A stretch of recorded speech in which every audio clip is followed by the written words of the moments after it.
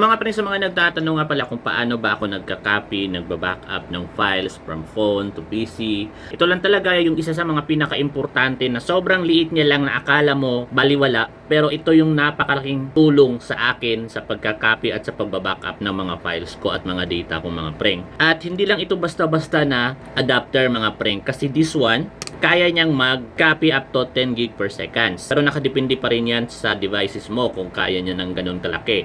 Pero this one, kaya niyang mag-support ng ganun kalaki. At yung nagustuhan ko lang dito mga preng, sa isang box na ganito, meron na siyang 6. Yung isa dito para sa USB ko, yung isa naman dito para sa smartphone ko, at yung dalawa naman dito para sa PC ko, at syempre, yung isa para na naman sa laptop ko, at yung pang-6 is para naman sa iPad ko. Isa ito sa mga nagbibigay ng daan sa akin, backup, copy data ng content, ng video. Sobrang liit niya lang, pero sobrang gamit na gamit.